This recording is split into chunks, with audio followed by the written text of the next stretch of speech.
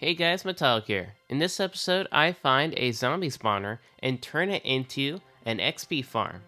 And also, we end up building a cozy little farm with a cool water wheel, which I think you guys are gonna like. And hey, don't forget to like and subscribe and put those notifications on. Now let's get on to the video. I just found a monster spawner. It seems to be a zombie one, right? Yeah. This is decently close to the base too. I think I will keep in mind where this zombie spawner is because it's not too far away from base and I could use an XP farm.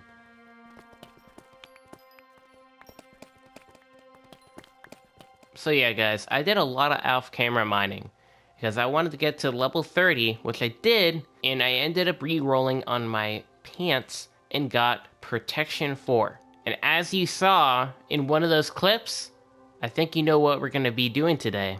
We're going to be making an XP farm, baby, because we found that zombie spawner. It's not too far away. So we're going to work on that first things first. And we're also going to build a cozy little farm right where the sugarcane is right now. And let me show you. So right over here, where the sugarcane is, we're going to build a cool water mill. And the water mill is going to be connected to a tower that has a bell inside of it. And it's going to look pretty cool. And that's also one of the reasons why I needed to go mining, because I needed more gold to make the bell. But what we're going to do now is we are going to build ourselves an XP farm. So let's get over to the zombie spawner and start on this. Okay guys, so this is where the mob spawner is. It's right underneath us. And we're going to dig a little staircase all the way down. And then we're going to start construction on this thing. So I'll see you guys in a little bit. Let's start construction on this XP farm. All we have to do is remove these chests and then make this a, I think, 9x9. So I'll see you guys right after I'm done mining out these walls. Okay, so now we need to mine out at least 2 blocks down so that the zombies can fall into water, because what we're going to do is you put water on each corner and then they flow into a center hole that's going to be centered with the mob spawner, and they fall all the way down and then into the pit to where you kill them. Okay guys, so now what we need to do is get an infinite water source so that we can place all these water sources down. So let's do that real quick. Now we can place this in all the corners. Alright, and there you go. So now it goes straight all the way into the middle. Now all we have to do is mine down about like 10 or 11 blocks. And then we make the chamber that they fall into. And then all we have to do is get a ladder to go up and down into the pit of death. At least for the zombies. Not for me though. Sorry for the dark footage guys, I didn't have another torch. But let me show you guys how to make the killing chamber. All we have to do now is grab a hopper and a chest. Put this facing inwards. I just placed a little bit more blocks here. But continuing on what I said, you just place the hopper facing into this chest. And then if you want, you can just keep on going and feeding these hoppers all the way down into more and more chests. And that's what I'm doing here, because I feel like we're gonna be farming these guys a lot, and we probably want a bit of their loot. So for all the rotten flesh and all that stuff, because who knows, I may end up getting some more villagers and getting some clerics, because clerics can actually give you emeralds for rotten flesh. And that is a very easy trade if I have a zombie farm, and then I can just like get all the enchanted books I ever want from just killing zombies. Okay, so now the only thing left to do is just put a little trap door down, I guess, so you don't fall into that pit all the time. All we have to do now is put down a slab right here, like so, and a carpet on top of the hopper so the XP does not get stuck inside that little hole. All we have to do now is start up the XP farm by getting rid of that torch. And actually, I'm going to use that torch to light up that place down there. Let's start it up. Let's do it. Get out of here. Just have to block this off because it's illuminating too much light. And there we go. They just spawned. There they are. And place this torch down. And now, boom. XP farm. Voila. Now I'm gonna sit here for about like 30 or 40 minutes. And we're gonna see how many zombies and XP we get from this little AFK session. So see you guys in just a second. And as you can hear, this is very loud. I've been only AFKing for about like 25 minutes. This is so loud. But we're gonna see how much XP we get out of this. Let's do this, baby.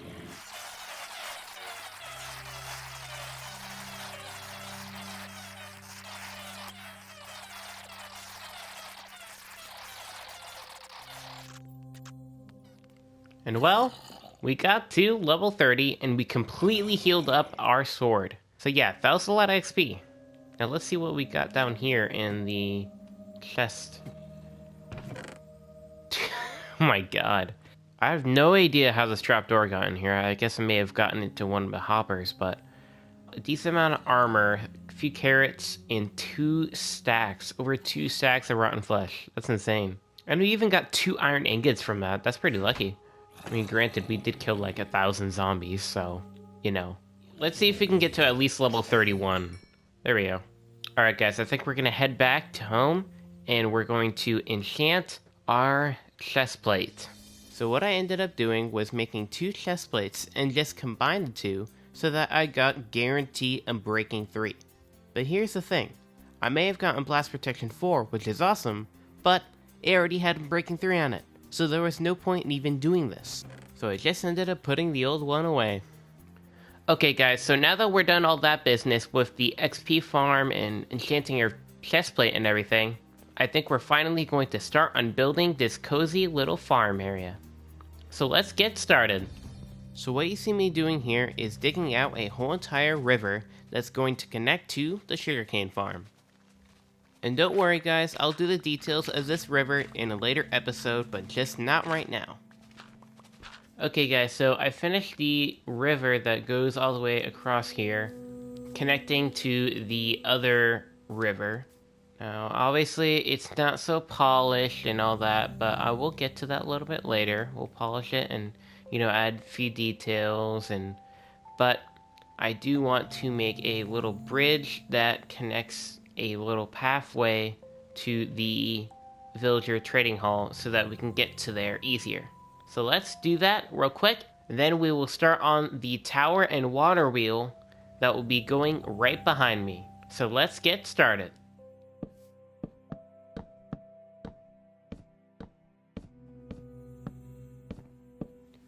Okay guys, we finished this little bridge here, and it's just like something to, you know, get across. It's not like it too complicated or anything. It just has a little bit of curvature to it. Now I'm just gonna add a little bit of a pathway all the way back over here, connecting this up all to the house and villager trading hall.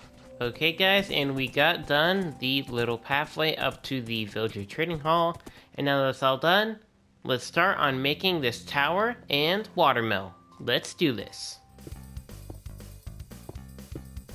This tower took an absurdly long time to make, just for this one reason.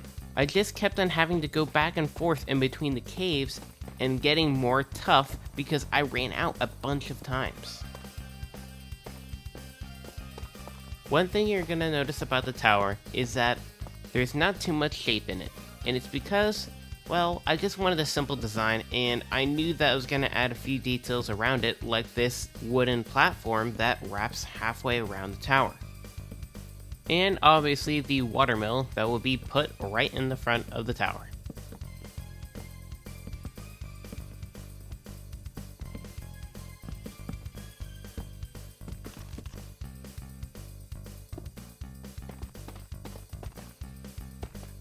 Alright, let's build the roof, and then we're going to move on to building the bell.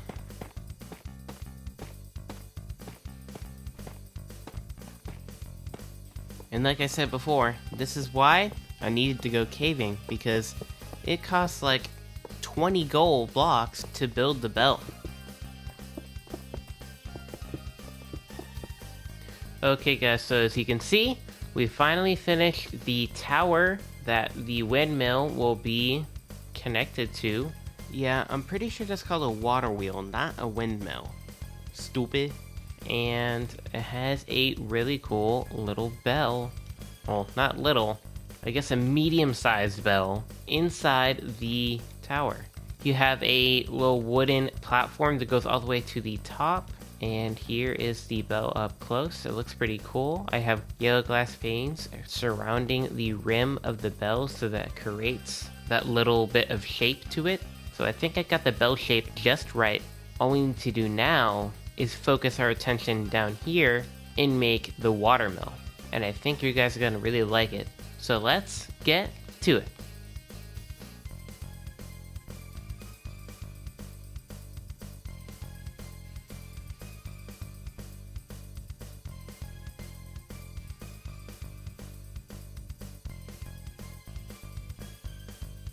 Okay guys, so now that we finished the water wheel, that looks awesome by the way, we are going to make a little water effect to where it looks like it's actually picking up some water because, well, obviously it's a water wheel. Now I'm going to show you guys a cool trick that you can do with glass panes, and it's really simple. All you need to do is grab blue glass, some white glass, and maybe if you want to go a little bit more in detail, some light gray glass. Make sure you have a variety of glass blocks and panes. Now I'm placing the glass panes first so it looks like it's pouring out of the water wheel, and then I'm just trying to make sure that the shape looks natural enough to make it seem like water is really coming out of this water wheel. And the reasoning behind the white glass and gray glass is because it looks like the water is splashing back up.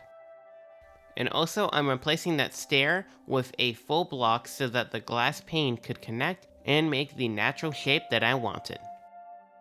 And I think it came out pretty good. That's a little tip that you guys can do in your worlds to make little waterfalls in your worlds. So now that we're done the water wheel and the bell tower thingy, I don't really know what to call it, but now we're done that, we are going to grab a hoe and start tilling all of this soil around the sugarcane so we can get a little bit of a wheat field going. And then we're going to use the beehives that we mined up earlier last episode and place them about so that all of the wheat can get pollinated by the bees. So let's get started on this cozy little wheat field.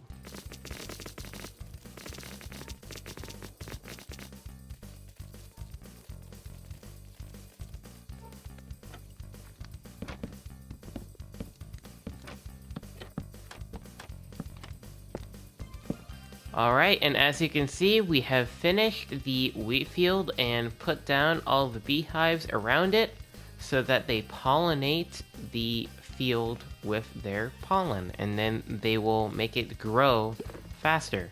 Once in a while, you will see a little like plus sign, kind of how you like see the villagers have a green plus sign above their head. See right there, right there. They pollinated the wheat field.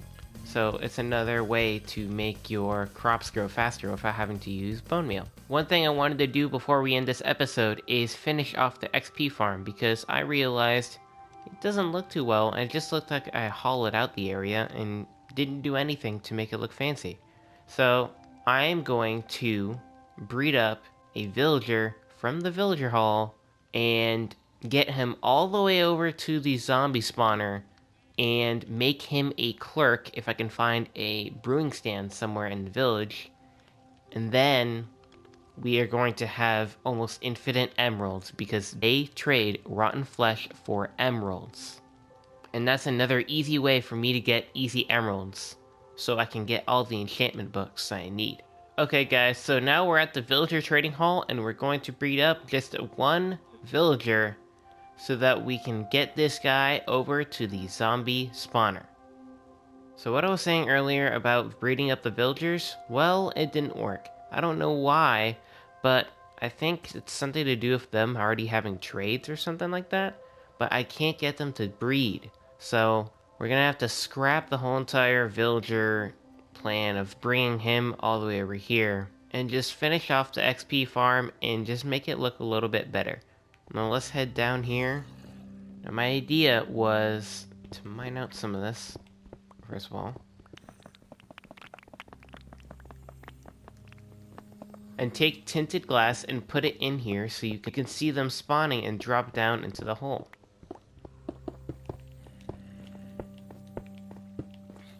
So now they should still be able to spawn and everything. It's completely dark in there still. And we can completely see the zombie spawner.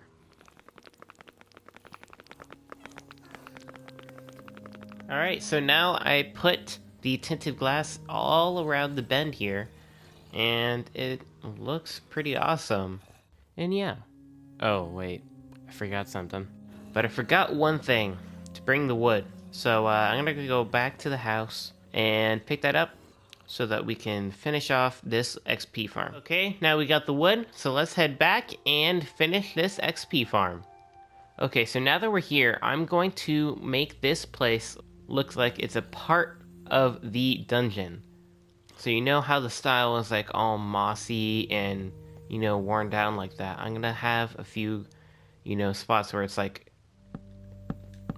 built up like this, but then I'm also gonna have, you know, mossy cobblestone and everything like that in the mix so that it still looks like the dungeon. Okay guys, and the interior is complete. It's just a simple design. It's not too much detail. The style that I went for was to match the zombie spawner and how it is a dungeon. So I had moss walls and everything, but I just wanted to add some wooden beams just to have some structural support. So it's just something simple. It's not too crazy or anything. It may look a little goofy, but it's just to have something a little bit better. So I'm going to kill off all of these zombies and then we're going to end the episode. So I'll see you guys there. Well guys, I think today went amazing. We got done the tower and the watermill, which is right underneath me. And I think this bell and tower and everything just came out freaking awesome. And of course we got done the cozy little farm area with all the bees and the wheat field and the sugar cane. And that looks so beautiful. It looks awesome. I love to just like sit here and just watch the bees buzz. It's such a great and cool place. But now I think we're going to end this episode here. But in the next episode, I think we're going to upgrade our armor one more time just to get at least like maybe fire protection again or normal protection. And I think we'll finally explore the Nether. So get ready for next week because we may die. I hope not. With all that being said, I'll see you guys in the next one. Peace out.